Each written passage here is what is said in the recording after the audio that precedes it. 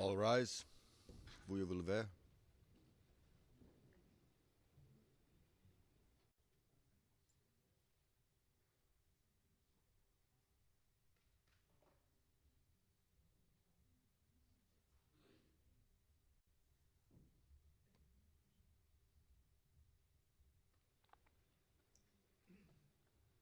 Parole. Monsieur le Président, c'était pour faire une remarque sur la dernière ligne de questionnement de l'accusation avant la pause. Je vais relire la première question de la représentante de l'accusation, page 36 à la ligne 21. Je lis. Vous connaissez cette loi. Quel est le sens au sens large, très large, le sens et quels sont les effets de cette disposition pour ce qui est de faire participer les militaires au maintien de l'ordre public. Que disent ces dispositions? À la ligne 26, le témoin rétorque, on relit alors. Et après, Monsieur le Président, vous avez vous-même dit que est-ce que le témoin peut intervenir sur la loi, en faire une évaluation critique? Je m'arrête à ce premier niveau, Monsieur le Président. Monsieur le Président, dans les pratiques ivoiriennes copiées sur les pratiques françaises, dans la loi, ou du moins dans la préparation de la loi, il y a ce qu'on appelle l'examen des motifs, qui seul donne les motivations qui ont amené les législateurs à voter tel texte, tel texte. Ce qu'on appelle dans d'autres pays les travaux préparatoires. Alors, on demande au témoin, général soit-il, général de division, qui plus est, d'évaluer, comme vous l'avez dit, parce que la question, elle est celle-là, d'évaluer l'applicabilité ou du moins le sens d'une loi. Monsieur le Président, je crois qu'il n'est même pas besoin de demander au témoin s'il peut répondre à la question. On ne doit même pas autoriser la question parce que nous savons tous que l'interprétation d'un texte est multiple. L'interprétation d'un texte est multiple. Au-delà même de l'examen des motifs, qui seul est, à mon avis, les écrits qui permettent de comprendre la motivation, il y a nos interprétations que nous avons ici en tant que juristes. Alors, poser cette question au témoin, Monsieur le Président, je pense que c'est une surévaluation de ses capacités. Il ne donnera à la limite, s'il répond à la question, il ne donnera à la limite que son opinion, ou bien que son commentaire là-dessus, ce qui est interdit ici. Alors, je ne sais pas ce que recherche objectivement l'accusation en posant une telle question. Je ne suis vraiment pas d'accord avec cette manière de procéder. Je finis pour dire que on dit le témoin est général de division. Le témoin est commandant du CECOS et donc il peut répondre à la question. C'est vrai que le témoin est assez intéressant à écouter, c'est vrai, mais Monsieur le Président, nous n'allons pas, pour cette raison, permettre qu'on pose toutes les questions à ces témoins sous le simple prétexte qu'il soit commandant du CECOS ou du moins général de division. Monsieur le Président, voici quelques observations que je voulais bien partager avec votre cour.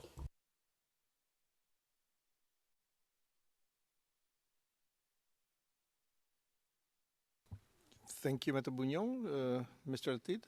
Merci, Maître Bouillon. Maître Altid, voulez-vous ajouter quelque chose?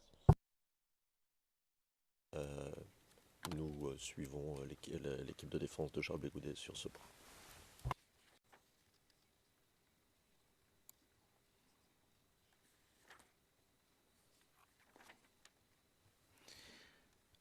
Thank you. Le président, eh bien, merci.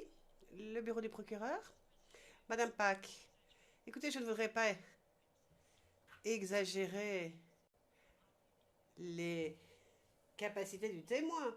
Donc, je ne vais pas aborder le sujet. Je ne vais pas poser de questions sur cette loi. Le président, écoutez,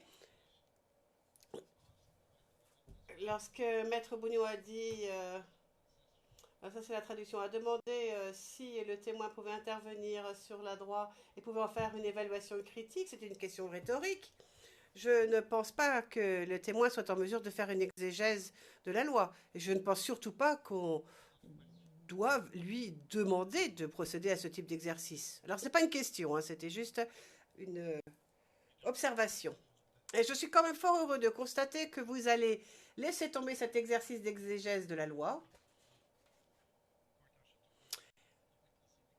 Alors, faisons rentrer le témoin, s'il vous plaît, et reprenons l'interrogatoire du bureau du procureur. Merci.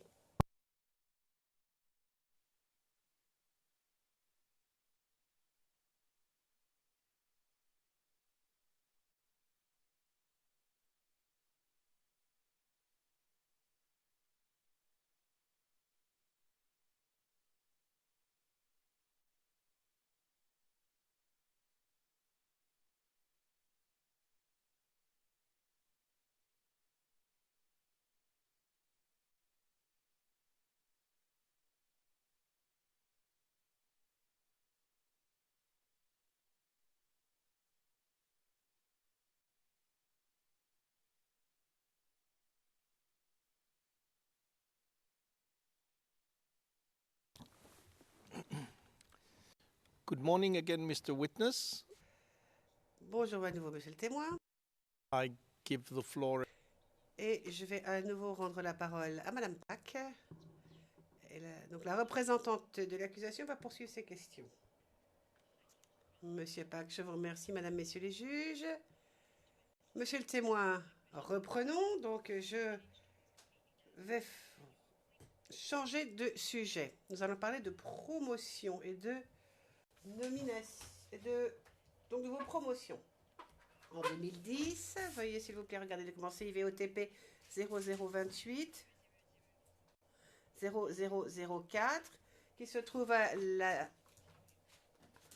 la rangée 44 de notre liste de preuves, d'éléments de preuve, ou de pièces du moins. To the second page, Donc passons à la deuxième page, 005. Rapidement, bien sûr. Il s'agit d'un décret d'août 2010. Alors, s'agit-il de votre promotion au grade de général de division, entre autres, c'est cela ?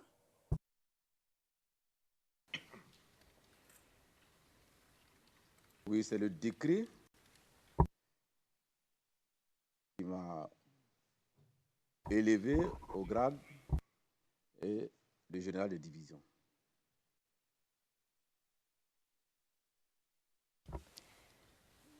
moving on, did you... Passons à autre chose. Vous êtes-vous rendu au palais présidentiel le 7 août 2010 pour la fête nationale ? Oui.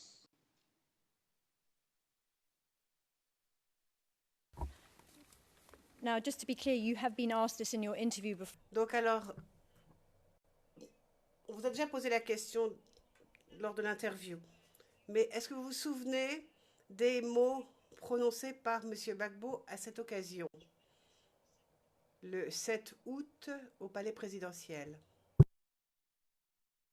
Je ne peux pas me rappeler aujourd'hui, 7 ou 8 ans après, je ne peux plus me rappeler aujourd'hui. And briefly, what was the occasion? Why were you... Et à quelle occasion était-ce? Pourquoi vous trouviez-vous là?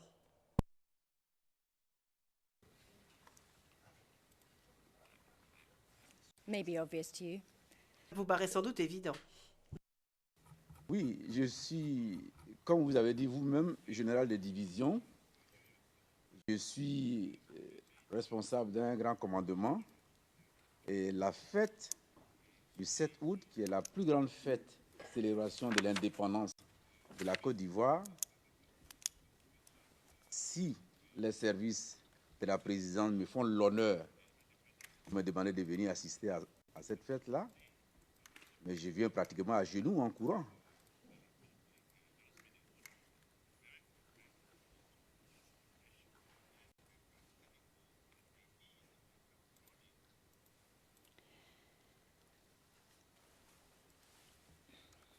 Right, we can go to item. Très bien. Passons maintenant à la pièce 44, toujours sur la même liste. CIV OTP 0045-0322. Interview. Et je demande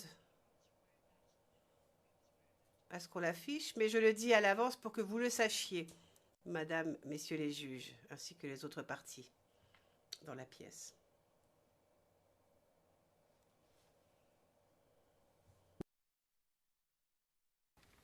Documents in front of you. Take your time. Just Le document est maintenant sous vos yeux.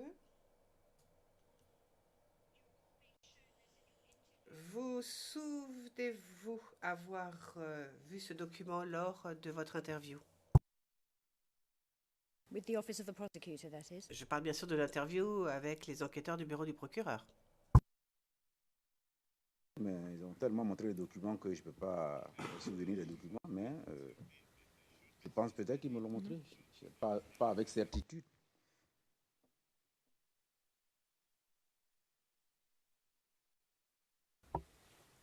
Have you seen it before or otherwise? Mais l'avez-vous déjà vu? Je parle ici du fond du document. Est-ce que vous avez déjà vu ce document? Est-ce que vous l'avez déjà lu? Prenez votre temps pour l'étudier.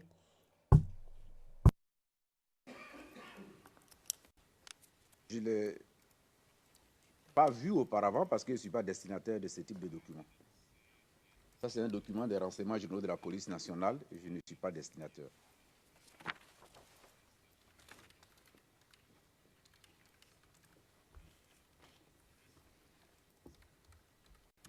Okay, well, I'm going to ask you just about the. Question. Alors, je voudrais vous poser des questions sur les mots qui sont en bas de ce document. Et d'après ce document, ce seraient des mots qui auraient été employés par le chef de l'État. Et je cite, « Si je tombe, vous tomberez ». Ask you this, does that Alors, est-ce que cette expression vous dit quelque chose? Est-ce que vous l'avez déjà entendue? spoken by whom? Dans la bouche de qui?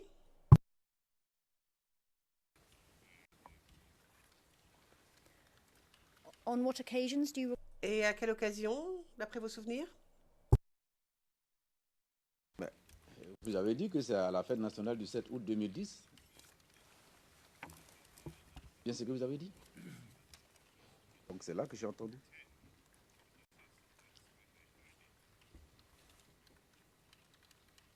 I'm asking you what you yourself.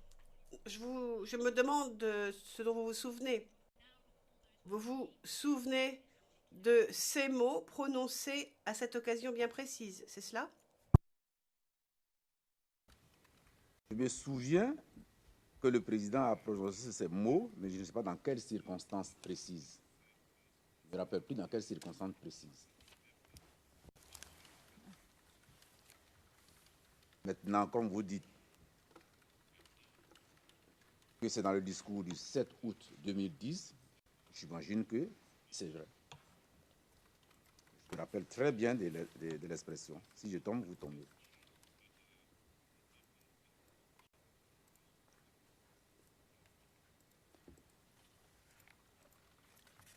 And what did that expression mean to you?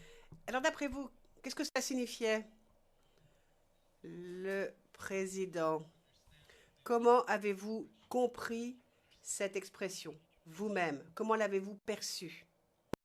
How did you interpret it? Comment l'avez-vous interprétée? Pour moi, un soldat a un devoir de loyauté vis-à-vis des autorités. Et pour moi, c'est une incitation adressée à nous, soldats, de continuer à être des soldats loyaux vis-à-vis de l'autorité.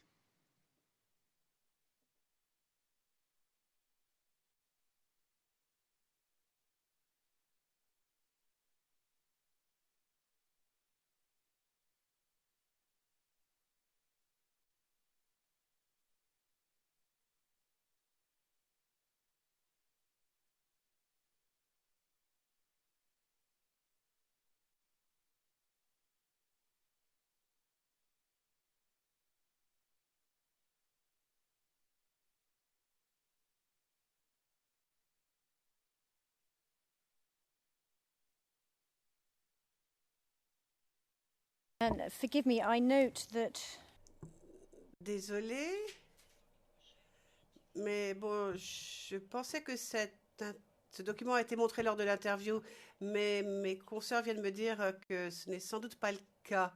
Elles sont en train de vérifier d'ailleurs à l'heure actuelle. Je le dis juste pour que le compte-rendu soit clair. Le président, oui, enfin, c'est quand même une grosse différence, Madame Pack, mais je vous l'accorde. language was used.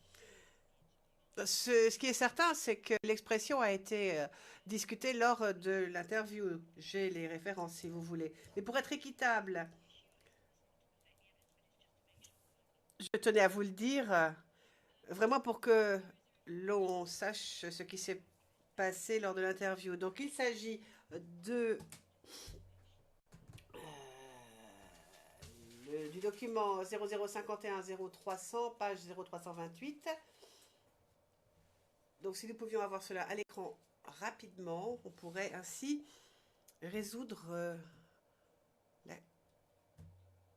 tout problème éventuel.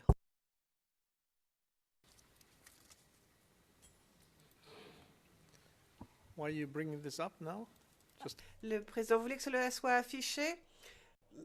Madame Pack, oui, enfin, c'est juste pour bien montrer que cette expression a été abordée lors de l'interview, pour que vous le sachiez, ligne 10, 14 et suite. Le président, écoutez, nous avons toute confiance en vous. Madame Pack, je vous remercie. I leave it at that. In that case. Je passe à autre chose.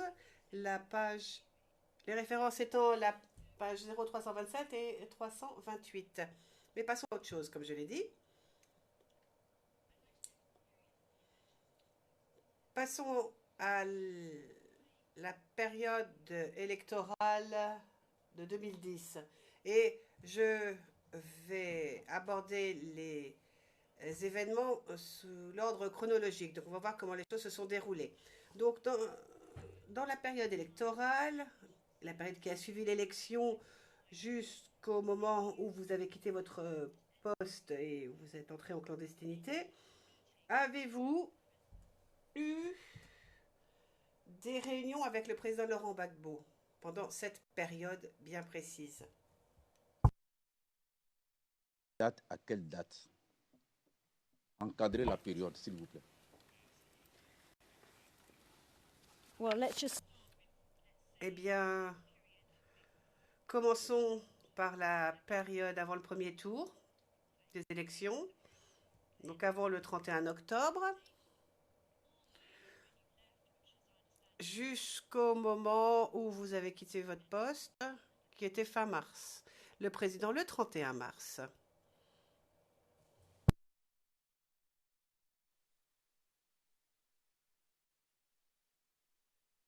Well, in the 6 months from Le président, dans les 6 mois qui vont d'octobre, mettons du 1er octobre 2010 au 31 mars 2011.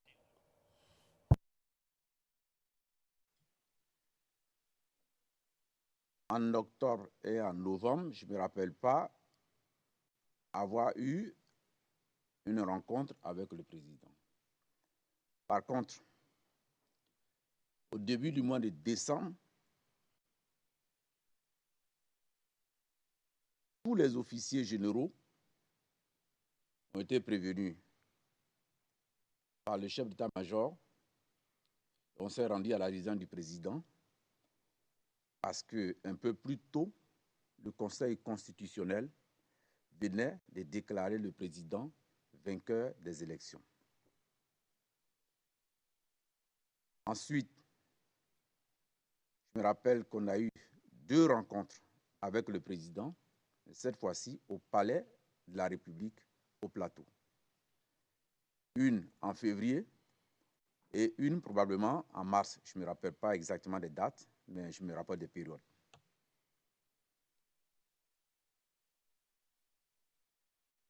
Donc, voici les différentes rencontres dont je peux me souvenir avec précision. Peut-être qu'il y en a d'autres, mais je ne me rappelle pas avec exactitude.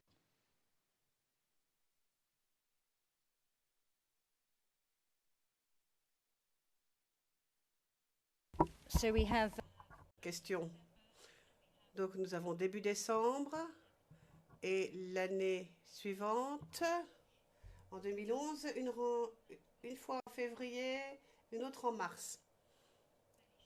Vous en êtes certain qu'il n'y a eu que ces 3 rencontres ou pensez-vous que vous auriez pu rencontrer le président à d'autres reprises lors de cette crise post-électorale? C'est ce que je dis. Je dis, je me rappelle avec précision ces 3 rencontres. Certainement, s'il y en a d'autres, peut-être que je ne me rappelle pas. Si vous avez la possibilité de me rafraîchir la mémoire, alors je pourrai toujours me retrouver et puis me souvenir. okay. Très bien.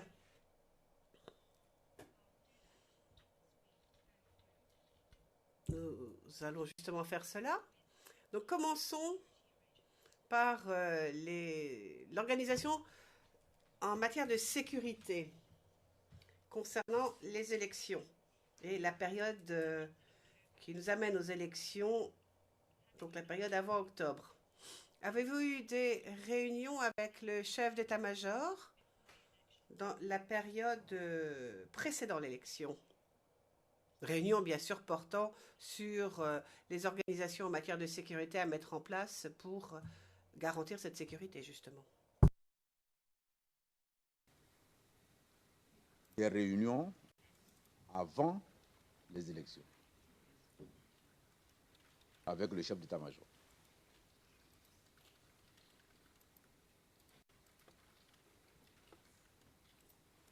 And do you recall Question. Vous souvenez-vous avoir eu une réunion en septembre 2010 avec le chef d'état-major pour aborder plus particulièrement justement ces dispositifs de sécurité afin de garantir la sécurité pendant l'élection? Certainement, mais les dates vont certainement me poser quelques soucis parce que les événements se sont produits il y a très longtemps. Mais je dis que nous avons eu plusieurs réunions pendant la phase de préparation et pendant la période de crise aussi avec le chef d'état-major.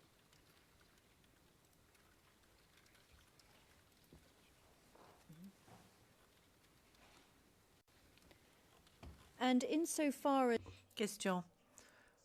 En ce qui concerne la sécurité des élections, est-ce que vous connaissiez le mandat de la CCI en termes de sécurité, de mesures de sécurité?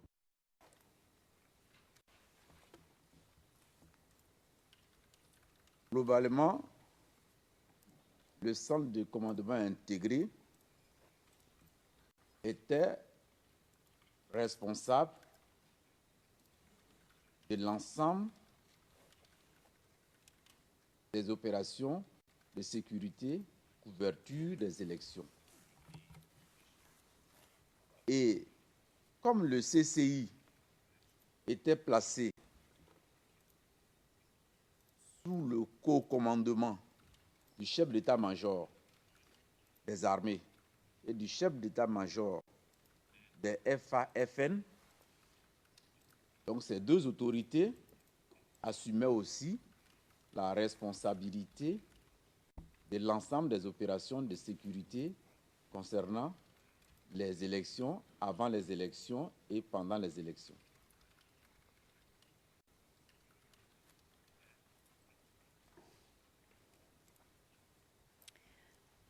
And was there a Question. Y avait-il une troisième entité impliquée en plus des FAFN et les FDS?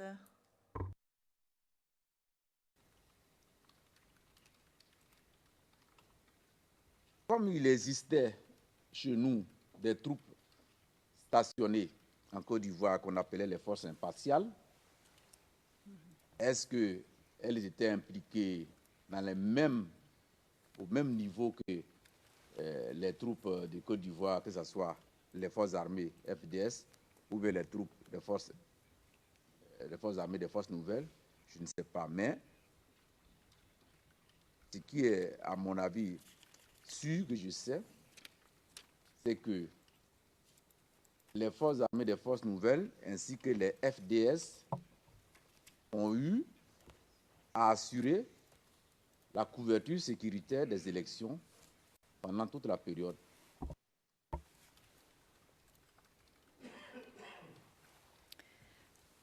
and so far as the Question. En ce qui concerne les FDS et ce qui était prévu au niveau du chef d'état-major, SEMA, vous souvenez-vous qu'il vous ait donné des instructions et aux autres commandants concernant les mesures de sécurité à mettre en œuvre à Abidjan pendant la période du premier tour des élections?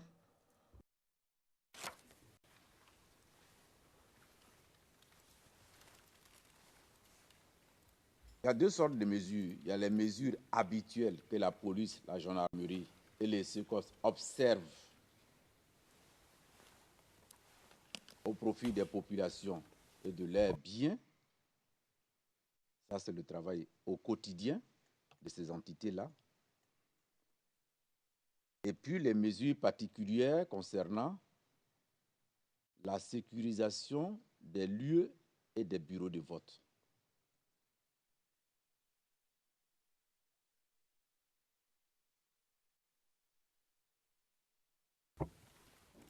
and did you, as commander of Question. En tant que commandant du SECOS, avez-vous mis à disposition des hommes au SEMA afin d'assurer la sécurité lors des élections?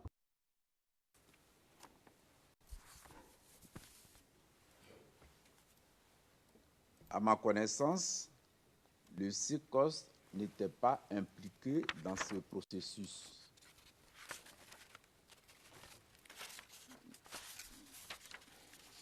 was Question. Est-ce que les élèves de l'école de gendarmerie ont été mis à disposition afin d'assurer la sécurité pendant les élections à Abidjan?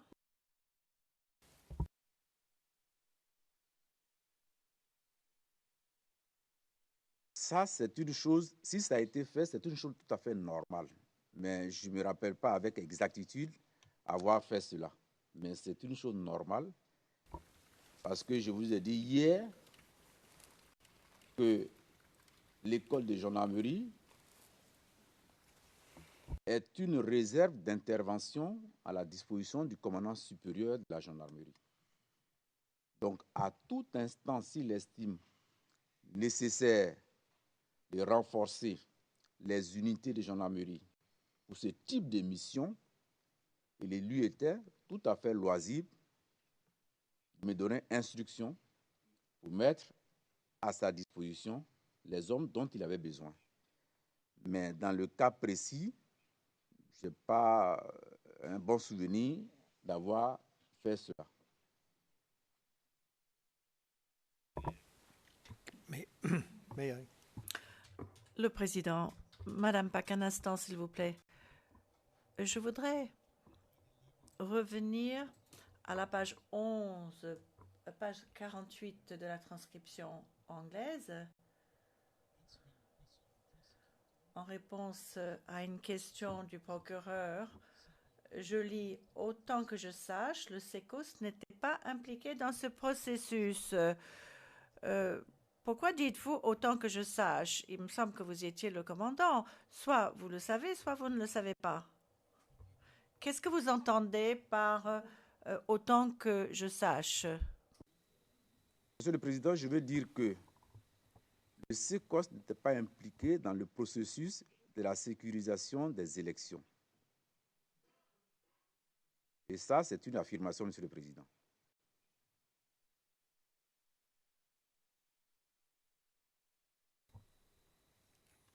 That's your answer. Le président, donc c'est l'explication que vous donnez. Quand on dit autant que je sache, ça pourrait laisser entendre que il puisse y avoir des choses que vous ne sachiez pas. Est-ce que vous excluez totalement que le SECOS ait été impliqué pendant cette période dans les opérations de sécurité des élections? Est-ce que vous l'excluez totalement? Je répète, la phase de sécurisation des élections avant le premier tour, entre les deux tours, le SECOS n'était pas impliqué dans ce processus. OK, thank you. Le président, très bien, merci. Madame Pack, veuillez poursuivre.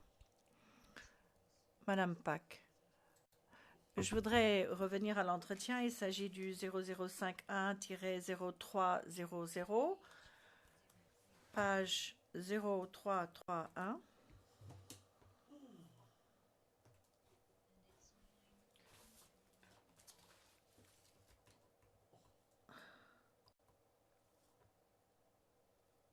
C'est à la ligne 1114.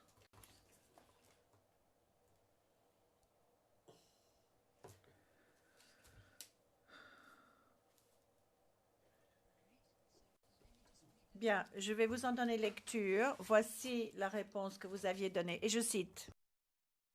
SEMA, dans les directives qu'il a données, demander à chaque grand commandement, à la police, à la gendarmerie, aux différentes troupes militaires, ainsi qu'aux éléments de SECOS, de mettre à sa disposition des hommes. Il vous dit, par exemple, vous mettez moi à ma disposition un peloton. Un peloton, c'est l'équivalent de 25 hommes ou bien 2 pelotons, c'est l'équivalent de 50 hommes. Selon l'importance des unités. Et c'est lui et son état-major et son PC opérationnel qui les gèrent sur le terrain maintenant en fonction des endroits où c'est nécessaire de les mettre.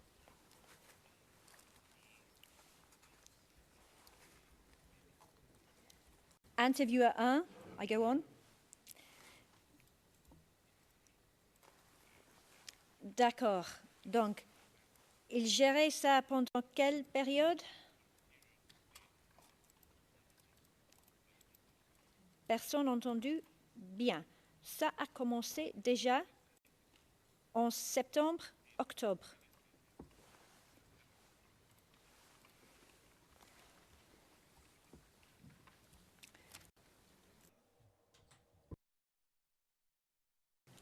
Madame Pack, je n'ai pas encore posé ma question.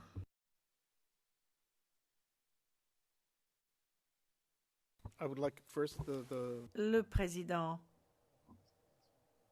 je voudrais d'abord que le témoin réponde à cette question. Monsieur le Président, c'est que ce type, nous sommes exactement dans l'illustration de ce que je disais tout à l'heure. Vous comprenez? Le problème, c'est que on ne pose pas de questions aux témoins. Pour obtenir une réponse, on va chercher la déclaration. la représentante de l'accusation donne l'impression qu'il y a eu contradiction entre la déclaration et ce qu'a dit le témoin. Mais il n'y a pas de contradiction. Alors il aurait fallu qu'elle lise l'ensemble, les paragraphes précédents de la déclaration. Il n'y a pas de contradiction. À ce moment-là, elle doit poser la question. Nous sommes dans le cœur d'un témoignage ici devant votre chambre. Elle doit poser la question que les enquêteurs avaient posée pour obtenir la réponse du témoin, qui sera la réponse de son témoignage. Et s'il y a un problème, elle pourra avoir recours à la déclaration selon son propre choix. Elle ne peut pas poser la déclaration comme quelque chose que l'on propose avant, pour guider le témoin. Parce que c'est ça la question, vous comprenez ? Donc encore une fois, j'émets les plus vives réserves sur ce type de procédé. Il suffit de poser les questions tranquillement, naturellement, et d'avoir recours ensuite, si besoin est, s'il y a confrontation ou s'il y a besoin de rafraîchir la mémoire du témoin, à la déclaration. Et si vous permettez une seconde.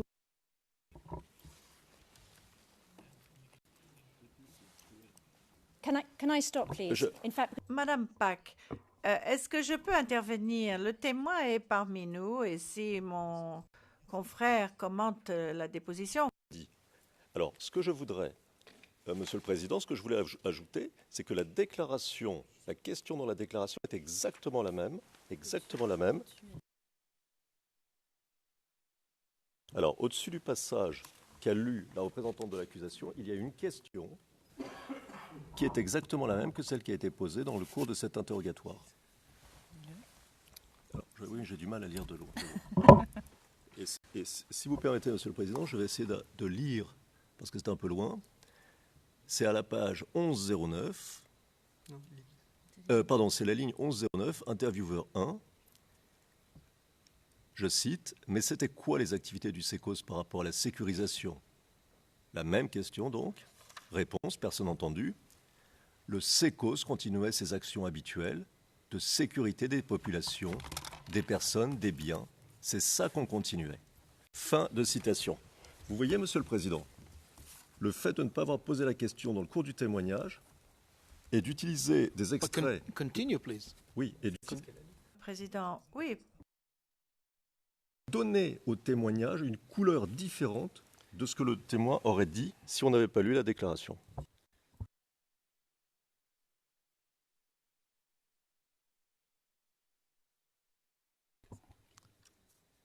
Madame Prosecutor?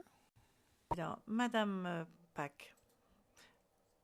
Madame Pack, j'ai conscience du fait que le témoin est ici même dans la salle d'audience. Je ne sais pas si ses commentaires concernant sa déposition et ses réponses aux questions, le président, mais cela relève de la procédure. Madame Pack, vous avez posé une question spécifique au témoin concernant le SECOS et son rôle avant les élections. Une réponse a été donnée et je pense que, à la lumière de ce que vous avez dit, Monsieur le Président, concernant l'utilisation des dépositions préalables, montre que, en effet, la déclaration a été utilisée de manière tout à fait à propos afin de donner aux témoins l'occasion de confirmer la précision. Permettez-moi de terminer, s'il vous plaît. Je suis en train de parler, le Président. Je ne vous ai pas interrompu. Mais je préfère qu'on arrête là la discussion. Je crois que c'est un exemple tout à fait clair d'une confrontation. C'était un exemple tout à fait clair. La question a été posée par le bureau du procureur. Une réponse a été donnée par le témoin. Puis,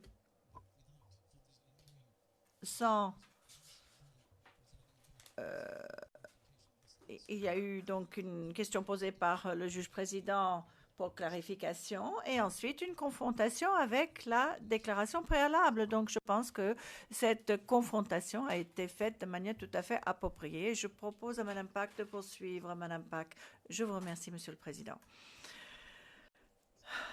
Mme Pack, j'ai lu il y a quelques instants un passage de votre déclaration. Est-ce que vous confirmer que c'est ce que vous aviez dit au cours de votre entretien, c'est-à-dire le passage dont j'ai donné lecture il y a quelques minutes. C'est ce que j'ai dit, mais ce qu'il faut comprendre, c'est que je confirme que le CECOS, avant toute la phase préliminaire pour arriver aux élections, n'était pas concerné, continuait son travail de tous les jours. Et les instructions qui sont contenues dans les documents qui sortaient après nos réunions s'adressaient à d'autres troupes qui étaient concernées par la couverture sécuritaire des élections.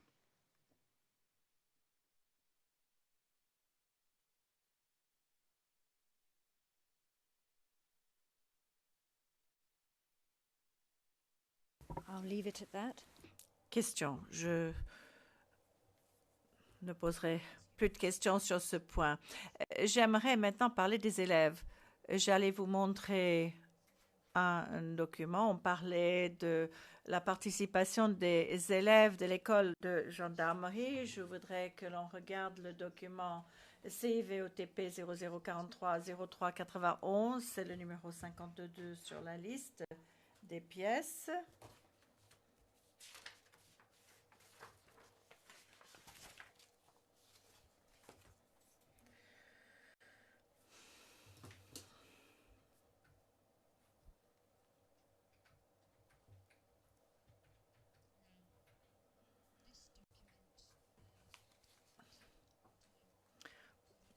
Prenez votre temps pour regarder le document. Je donne lecture du haut du document.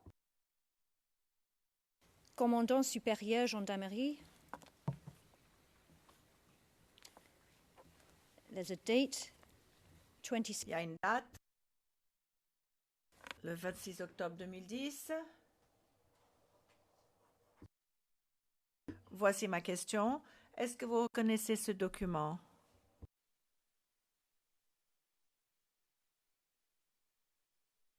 J'ai dû le recevoir. Comme je suis destinataire, donc j'ai certainement reçu ce document. Je l'ai reçu.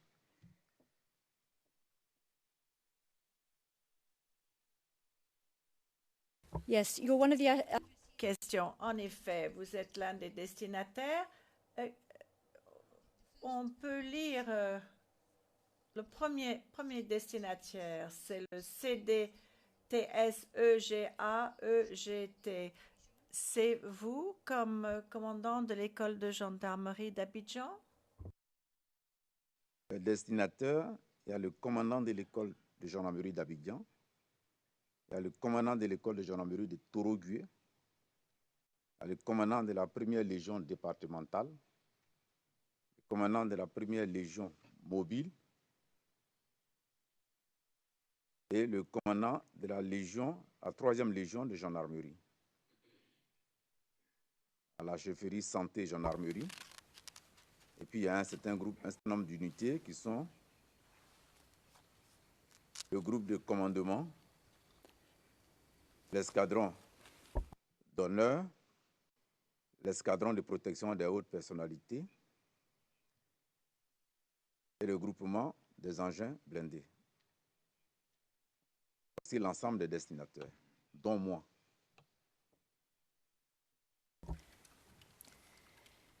Can we go to the following page, 039?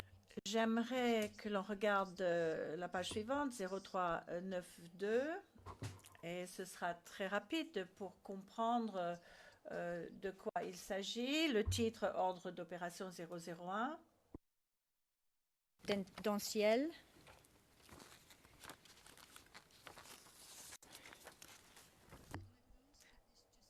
Je vous demande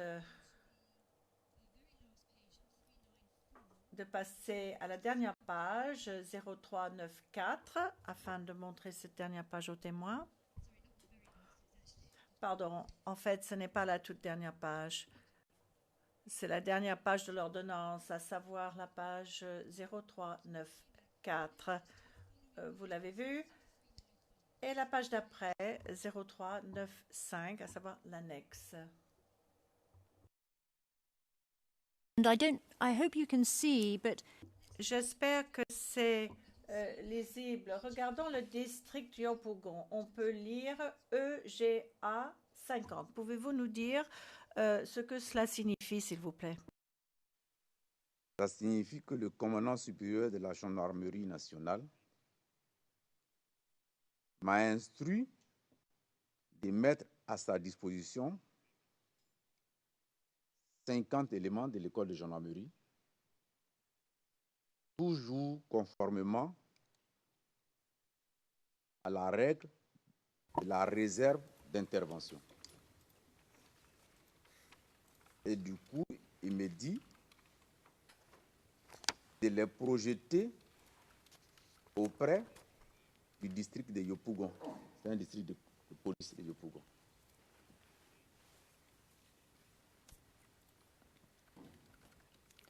Okay, we'll leave that at that then. Question. Très bien. En ce qui concerne la sécurité entre le premier tour et le deuxième tour des élections, est-ce que vous pouvez nous en parler, c'est-à-dire de la situation de la sécurité à Abidjan?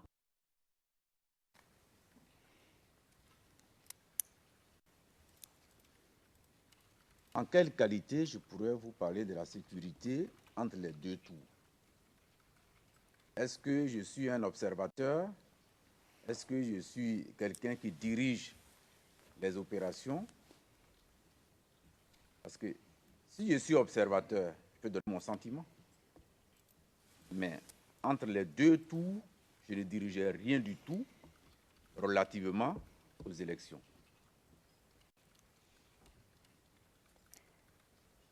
Did you meet? Question.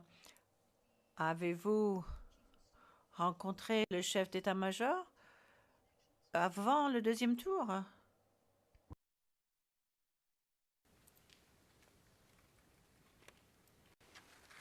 On a des réunions régulièrement avec le chef d'état-major.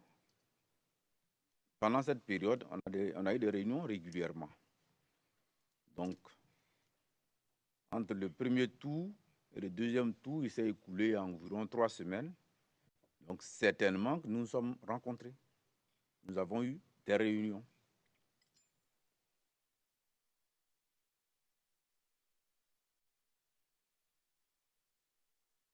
Let me ask you. Question. Je voudrais vous demander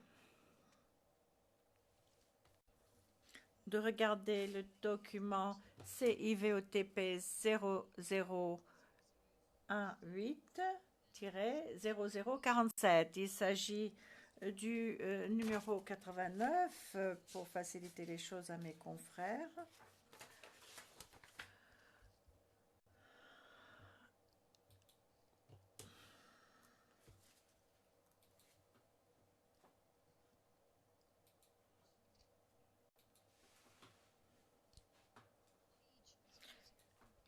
Et j'aimerais que l'on regarde la page 0048 de ce document, s'il vous plaît.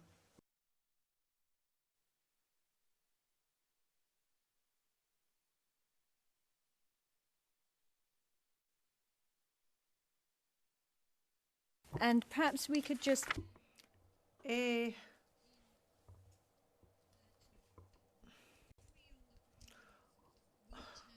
on pourrait peut-être agrandir le décret qui se trouve en bas à droite de cette page assez rapidement.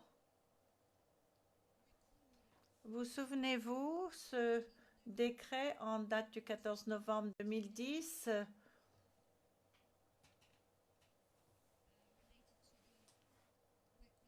portant réquisition des Forces armées nationales de Côte d'Ivoire, FANCI? J'ai été informé, mais je n'avais pas le décret sous les yeux. J'ai été informé quand même du contenu du décret.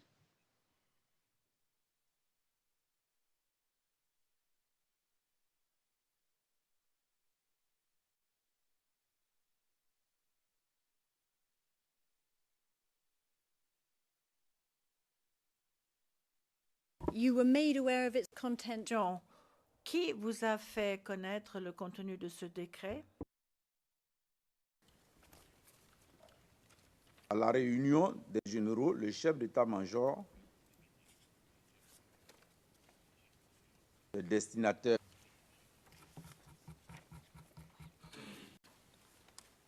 et en même temps donne les instructions par rapport au contenu du décret.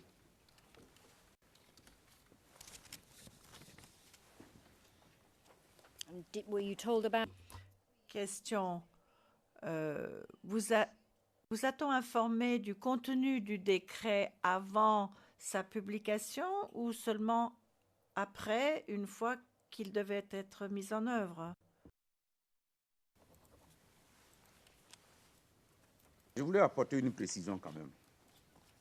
Ce décret-là s'adresse aux forces armées, c'est-à-dire les forces de 3e catégorie. Je suis gendarme. La réquisition, pour moi, n'est pas nécessaire pour les opérations de ce type-là. Donc, le chef d'état-major nous a informé du décret, mais il savait très bien que les personnes, la catégorie de personnel visée, c'est prioritairement les forces de 3e catégorie, c'est-à-dire lui-même et ses hommes.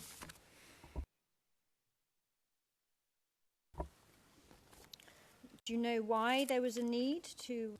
Question. Savez-vous pourquoi il a fallu réquisitionner les forces armées à l'époque? Non.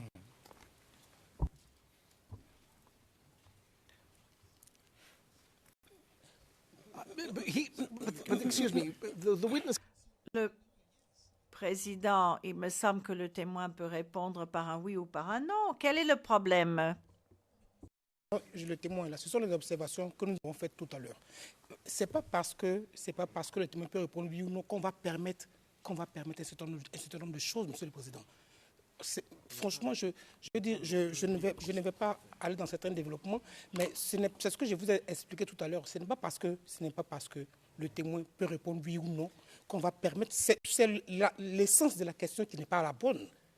Sinon, le témoin peut dire oui ou non. Mais ce n'est pas ça le problème. Parce qu'à force de le faire, on aboutit à quoi? Qu'est-ce qu'on recherche? C'est ça le problème. C'est ça le problème. Le témoin n'est pas l'auteur du décret. Je m'arrête ici. He's not the author of the. Le président. En effet, ce n'est pas le témoin qui est l'auteur du décret. Il peut néanmoins commenter le décret.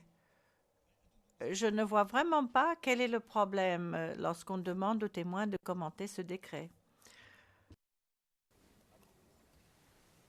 Please go ahead. Veuillez poursuivre.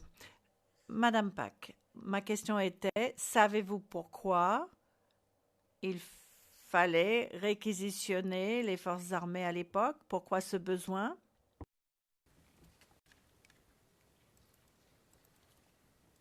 Avec tout le respect que je dois, Monsieur le Président, je suis soldat. Un soldat ne commente pas les décisions de ses chefs. Il exécute les décisions.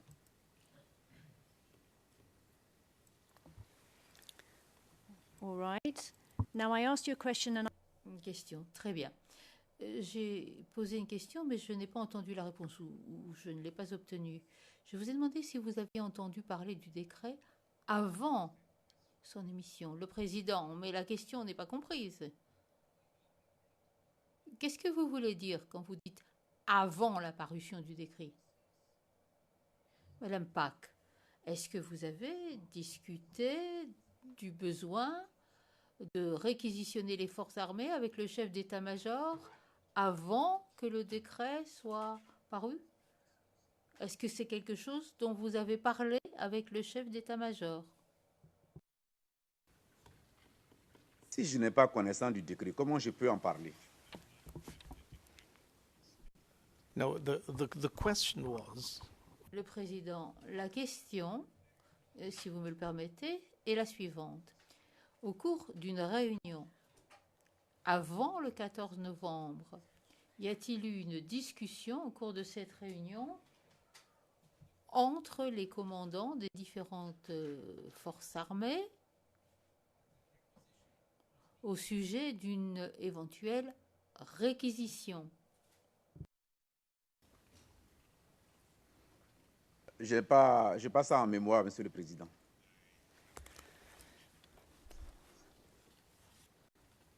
So, was it a surprise? Madame Pack, vous avez donc été surpris quand vous avez rencontré le SEMA et qu'il a dit il y a un décret du 14 novembre qui réquisitionne les forces armées et qui exige qu'elles participent au maintien de l'ordre public en Abidjan. Ça vous a surpris? C'est tombé du ciel? Le président. Puis-je vous demander de faire preuve de plus de respect vis-à-vis du témoin, s'il vous plaît? Je vous en remercie. Madame Pack, avez-vous été surpris, monsieur le témoin, de ce décret? Le chef d'état-major des armées de Côte d'Ivoire est un très haut responsable. Un très haut responsable, j'insiste dessus, qui apprécie la situation. Et par rapport à ça, lui aussi, à son niveau, il fait des propositions à ses chefs.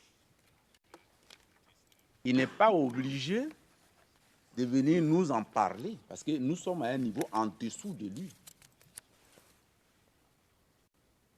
Alors, je veux dire que si la situation qu'il a analysée, il estimait que les effectifs de la gendarmerie, de la police, ne pouvaient pas permettre au CCI d'assurer une couverture convenable des élections, du processus électoral, il lui était tout à fait loisible de faire des propositions à ses chefs.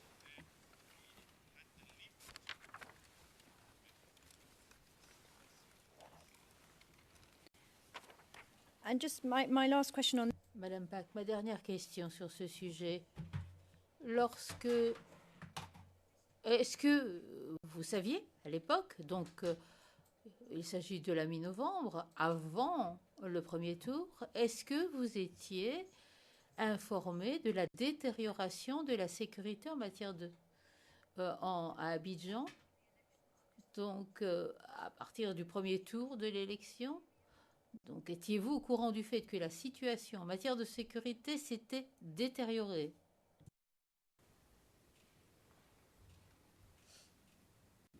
Pour nous qui vivions à Abidjan, le premier tour des élections s'est déroulé dans des conditions tout à fait idéales. Il y avait très peu de problèmes. Le premier tour des élections. Donc, je ne peux pas vous dire qu'il y avait des problèmes. Il n'y avait pas de problème avant le premier tour et pendant le premier tour des élections en Côte d'Ivoire.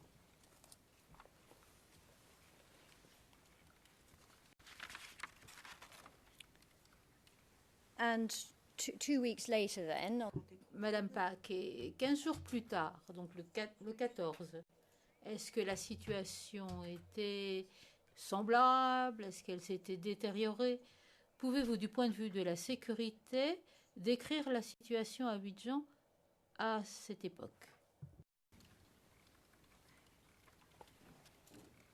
Toutes les campagnes électorales, il y a toujours quelques frictions entre les différents partisans des différents candidats.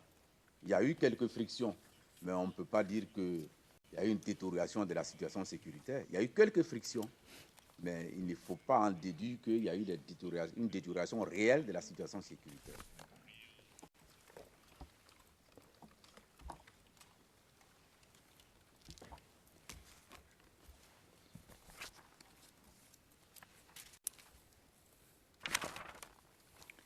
All right.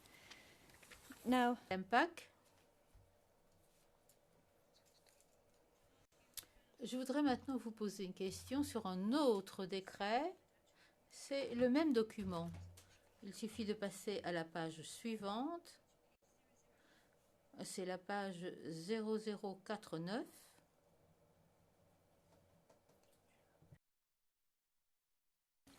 Il s'agit là d'un décret dont je vais lire le titre. Du 26 novembre 2010 instituant un couvre-feu.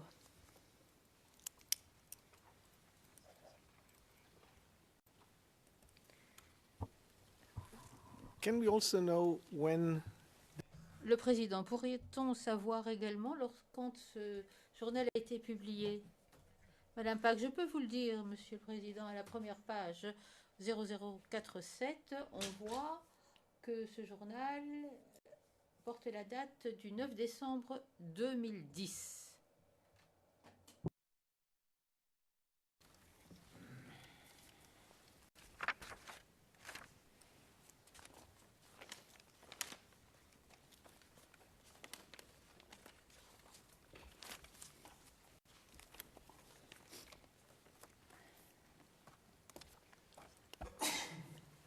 Now, let me just ask you then about this. Je voudrais vous interroger au sujet du couvre-feu dans ce document. Est-ce que vous saviez que ce couvre-feu avait été institué le 26 novembre 2010? Oui. And which forces were involved in its implementation? Quelles étaient les forces chargées de sa mise en œuvre?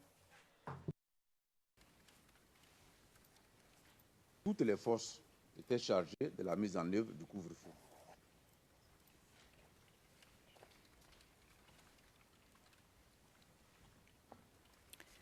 Did you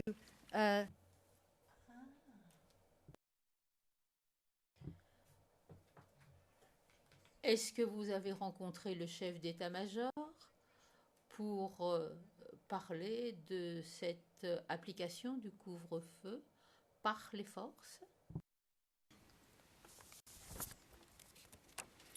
now? I just because of we just addressed the. Nous avons parlé de la date très brièvement. Je fais référence au document 62 sur la liste des pièces, CIVOTP-0071 2452.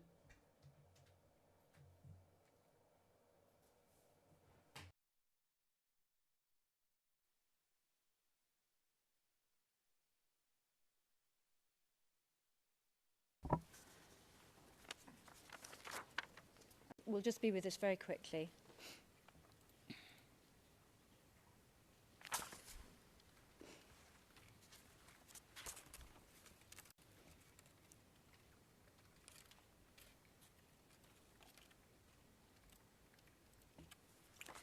Okay, now there's the first page, and I would like. Voilà la première page.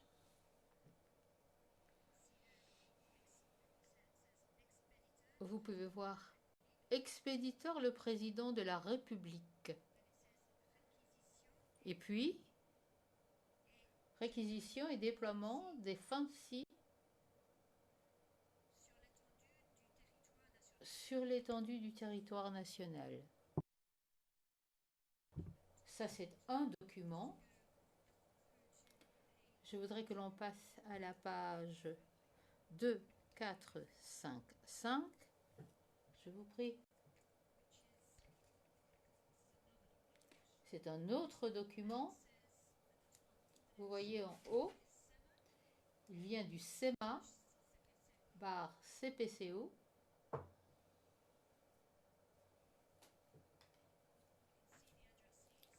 Vous voyez les destinataires. CCI, CEM, FAFN pour information. Est-ce que le SECOS fait partie des destinataires? Okay. Pour information, pas pour exécution. No, that's Madame Pax, la date est le 15 novembre, Monsieur le Président. Et on voit des pièces jointes, décrets, et ça continue, 14 novembre, etc. J'en resterai là. Nous continuons. Nous avons parlé de rencontres avec le président au cours de la crise post-électorale. Nous en avons parlé plus tôt. Vous souvenez-vous d'une réunion avec le président le 19 novembre? Très précisément. Je n'ai pas souvenance de cette réunion. Si vous pouvez m'aider à voir de quoi il s'agit. Yes, I can. We have a Oui, bien sûr. Nous avons un journal d'entrée des visiteurs avec un numéro RN. C'est la version, la transcription CIV-OTP 0088-0863. Pour mes éminents collègues, c'est le numéro 242 sur la liste des pièces. Nous irons à la page 0930.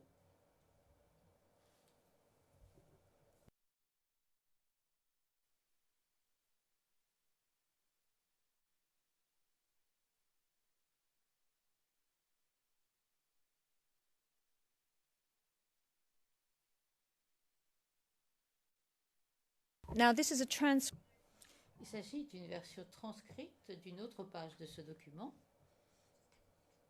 qui est difficile à lire. On va la regarder dans un instant.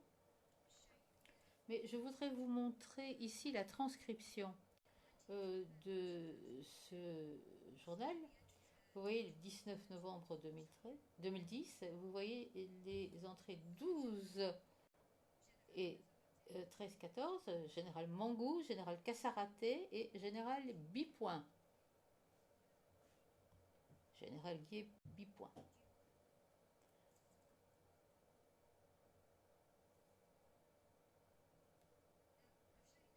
Je vous ai montré la version transcrite. Je ne sais pas s'il est possible de juxtaposer les deux pages. Il y aurait également l'original de la page 0929. Le témoin pourrait voir les deux pages ensemble.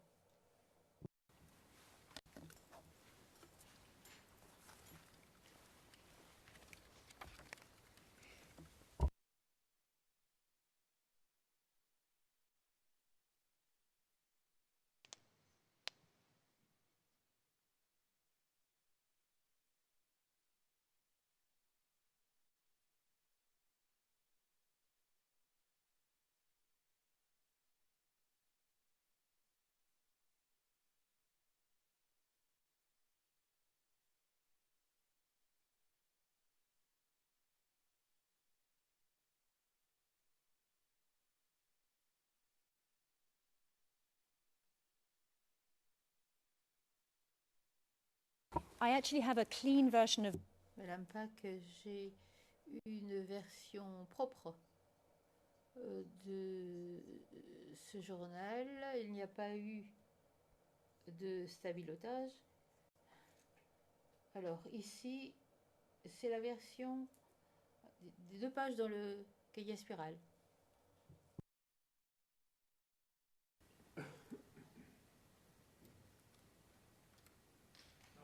Now we have it. So there we are. Voilà, nous l'avons. Vous voyez l'original à gauche. Merci, monsieur le greffier d'audience. Vous voyez la retranscription. Vous rencontrez le président le 19 novembre. Est-ce que, à cette réunion-là, vous avez parlé du décret du 14 novembre portant réquisition des forces? Je ne me rappelle pas. Do you recall meeting the Vous souvenez-vous avoir rencontré le président le 24 novembre 2010, quelques jours plus tard? Alors je vais redemander à ce que l'on montre la page dans le journal des visites, page 0944.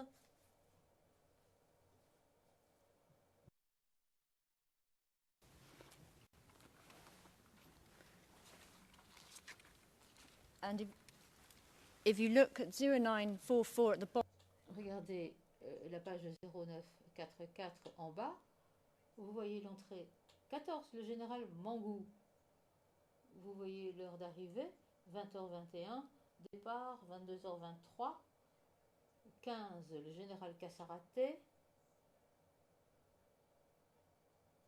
Ainsi que les heures d'arrivée et de départ pour le général à la page 0946. Je vous prie. On voit le général Guy Bipoint qui est arrivé à 20h33 et qui est parti à 22h33. De place plus bas, on voit le ministre Bertin Cadet qui est également parti à 22h23 et qui était arrivé à 20h59.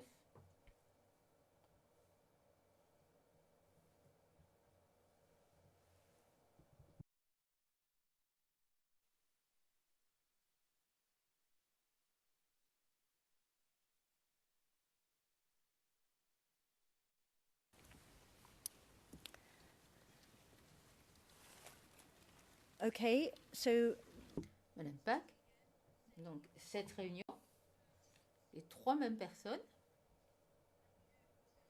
On sait bien entendu qu'il y avait un couvre-feu.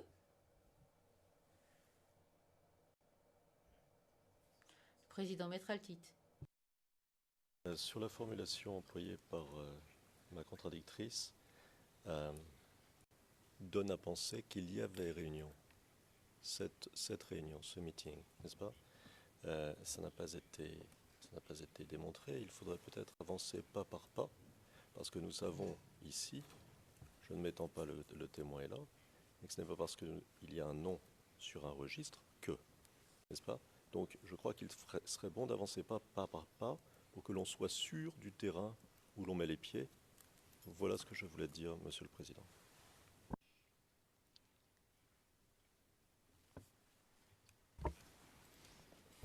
I agree. Le Président, très bien. Madame Pack. D'accord. Merci, Monsieur le Président. En regardant ce registre, est-ce que vous vous souvenez d'une réunion ce jour-là, le 24 novembre 2010, à la résidence présidentielle? Le Président, est-ce que vous vous souvenez d'avoir pénétré dans la résidence présidentielle? Madame Pack, oui. Vous souvenez-vous d'être entré et puis d'être sorti de la résidence présidentielle le 24 novembre 2010? A priori, si les entrées, le registre d'entrée mentionne que je suis arrivé là, c'est que je suis arrivé là. Mais je ne peux pas me rappeler de quoi on a parlé. Pas me rappeler de quoi on a parlé. thank you. Madame Pack, je vous remercie. Alors, il y avait un couvre-feu le 26 novembre. En avez-vous parlé? Vous êtes là, avec le commandant supérieur de la gendarmerie, avec le chef d'état-major, et vous êtes là, le commandant du SECOS. Avez-vous discuté du couvre-feu qui allait faire l'objet du décret? Est-ce que la rencontre dont on parle ici est antérieure au couvre-feu ou bien postérieure au couvre-feu?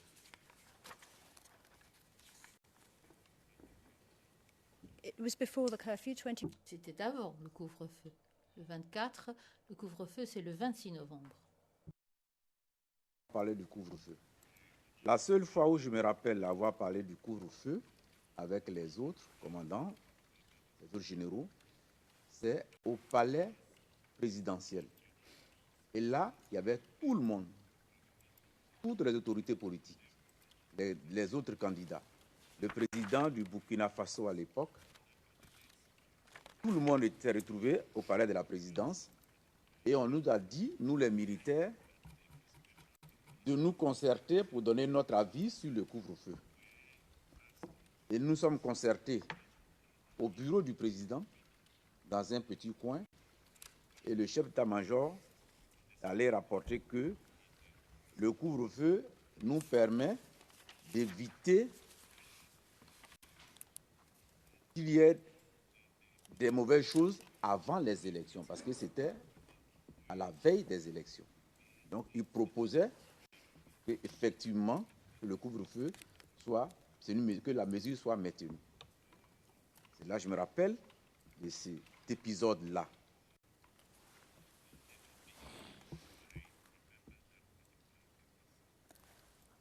Okay, so let's just. Madame Pack, très bien. Restons sur cette réunion-là. Ici, nous parlons d'une réunion qui a eu lieu au palais présidentiel. Avant quel couvre-feu? Celui du 26 novembre ou un autre couvre-feu? En tout cas, le couvre-feu qui a été institué à la veille des élections. Il y avait un couvre-feu qui avait été institué à la veille des élections, je crois, soit le vendredi soir ou bien le samedi soir. Les élections devaient se tenir le dimanche. Et donc, ça doit être soit vendredi soir ou bien samedi, je ne me rappelle plus exactement de la date. Mais c'est le jour où les autorités dont je parlais, le président du Burkina, les médiateurs, le facilitateur, ainsi que les différents candidats et puis les staffs se sont réunis au bureau du président. Et donc, nous, les militaires, peut-être qu'ils devaient parler du couvre-feu, je n'en sais rien, mais on a demandé qu'on se concerte, qu'on leur donne notre sentiment. Et quand on a fini de donner notre sentiment, nous sommes sortis et les politiques ont continué leur rencontre.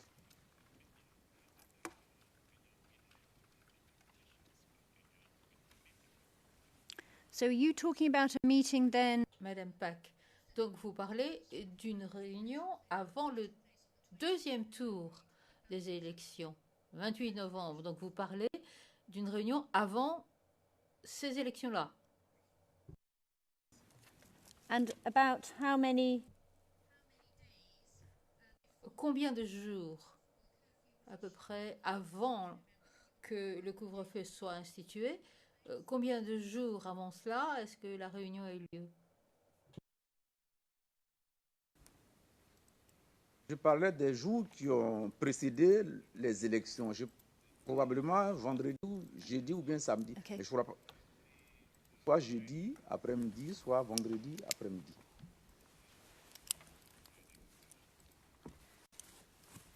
And you tell. Madame Pack, vous nous dites qu'on vous a demandé de discuter ensemble, ceux qui étaient présents, et de donner votre avis. Quel est l'avis que vous avez donné au cours de cette réunion à ceux qui étaient présents? Tous les généraux qui étaient présents ont estimé que la mesure du couvre-feu était utile dans la mesure où ça permettait de contrôler tous les mouvements la nuit précédant les élections et de faire en sorte que toutes les rumeurs qui couraient à Abidjan puissent être jugulées dans la mesure où les forces sont déployées la nuit, la veille et la veille des élections. Donc on a donné notre accord pour dire qu'on pense qu'il est bon de maintenir cette mesure de couvre-feu.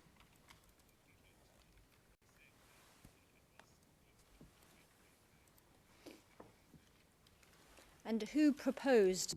Madame Pack, et qui a proposé les mesures instituant un couvre-feu au cours de cette réunion? Je pense qu'on ne se comprend pas bien. Le couvre-feu était déjà institué. La mesure, le décret qui instituait le couvre-feu était déjà publié.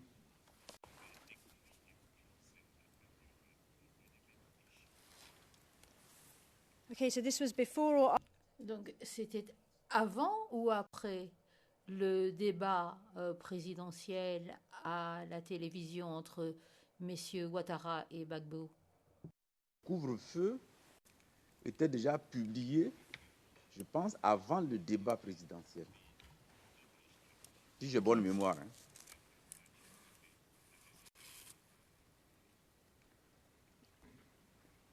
So what you're telling us is Donc, vous nous dites que ce couvre-feu avait été institué et que c'est après que l'on vous a demandé de donner votre avis au palais présidentiel sur le couvre-feu. C'est ce que vous nous dites? Il y a un candidat qui n'était pas tout à fait d'accord avec la mesure de couvre-feu. Et donc, avant la rencontre des hommes politiques qui étaient présents ce jour-là, on a demandé notre avis sur le maintien. Nous avons donné notre avis.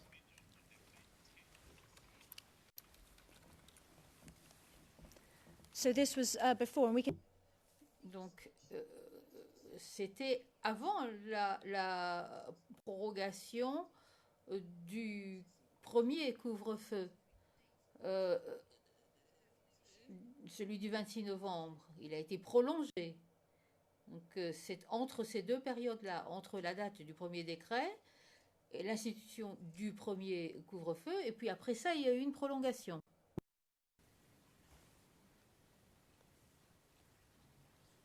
Je n'ai plus l'enchaînement des événements avec précision dans ma mémoire, mais j'ai dit que, je répète encore, si vous le permettez, que la mesure du couvre-feu était déjà en vigueur avant le débat présidentiel. Ensuite, avant le débat entre les deux candidats. Ensuite, quelques jours avant les élections, peut-être 1 ou 2 jours avant les élections, nous sommes retrouvés au palais de la présidence, on a demandé notre avis, nous avons donné notre avis. Mais l'enchaînement des événements, je ne les ai plus en tête avec précision.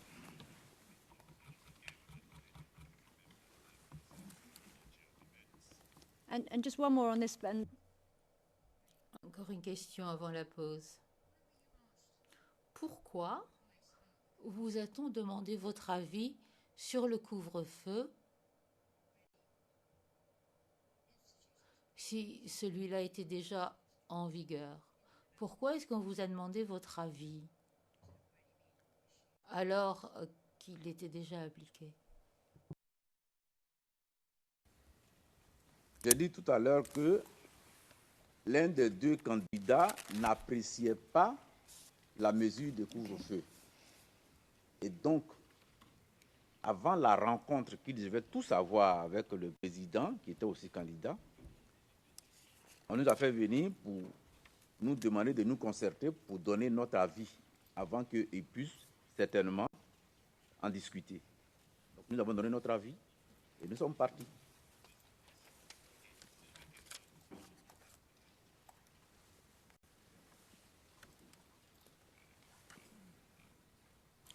So, and just to clarify, which. Un éclaircissement. Lequel des deux candidats fait objection? Le président, c'est une évidence. Nous allons faire la pause. La pause déjeuner, nous reprendrons à 14h30. Cette audience est suspendue.